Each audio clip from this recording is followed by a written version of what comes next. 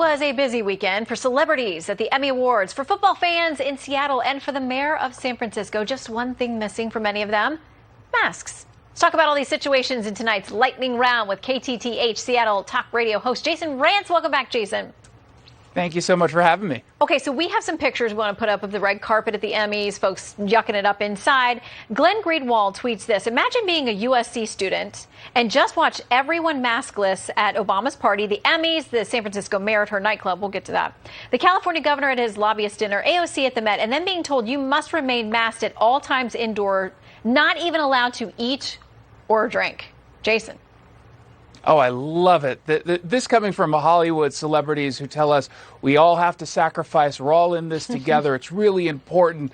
Well, of course you hold that position if you don't have to follow any of the rules. It is so patently absurd. But what I love about stories like this, it highlights the fact that you can, in fact, get together indoors or outdoors, do it safely, and not have it lead to a super spreader event. Why is it that we trust Hollywood actors to follow the rules and do things responsibly, but for you and I, we're not capable of doing it? It's silly. Yeah, I feel like every week they're still tracking Sturgis. What happened? How many people have, been connected to that event?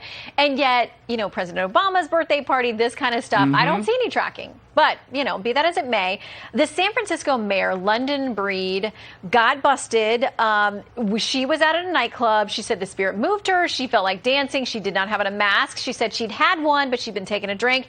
Then she got up to boogie. Here's what she says about why she got caught not wearing the mask. I got up and started dancing because I was feeling the spirit, and I wasn't thinking about a mask. Okay, now, how many other people among us, not elected leaders, are going to be able to get away with that excuse? It's literally everyone. Someone who's on a plane who pulls the mask down briefly, forgets to put it back up, and gets scolded by some flight attendant in a situation that's supposedly the most safe you could possibly be in.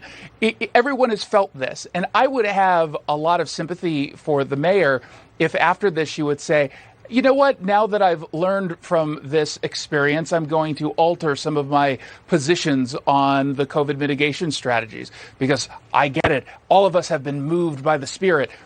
But of course, she doesn't do that. She just goes back to pretending that this isn't that big of a deal. She doesn't have to play by her own rules. And to be fair, when you set the rules, maybe you don't have to follow them. Maybe that's the new rule book. She said that this was nitpicking and the fun police were coming after her, where I'm sure there are millions of Americans who feel the same way.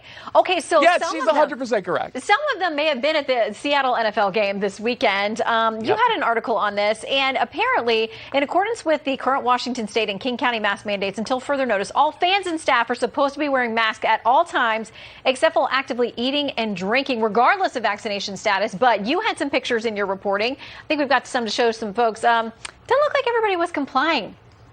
Yeah, they definitely 100% were not complying at Lumen Field over the weekend. And again, I understand why they don't want to do it. These are people who were either vaccinated or they showed a recent negative test to get into the stadium. It's absurd to hit them with these mask policies. But what I thought was rather interesting, and your point about Sturgis, we had Watershed, a country music concert in Washington State, and it led to less than a percentage point. I think it was 0.82% of people getting COVID, which they couldn't directly tie back to the actual concert. And it was a super spreader event. When we're talking about going to the county fair, people are going to be really, really nervous going. It could lead to a whole bunch of deaths. So when conservatives go to a particular event, they get all upset in the world of the media and politicians. But when you're going to a Seattle football game, all of a sudden, not really any concerns about the COVID outbreak. And 2 weeks ago, how many stories did we see in the media about all the college football games? Oh my gosh, people are going to die because of all of this.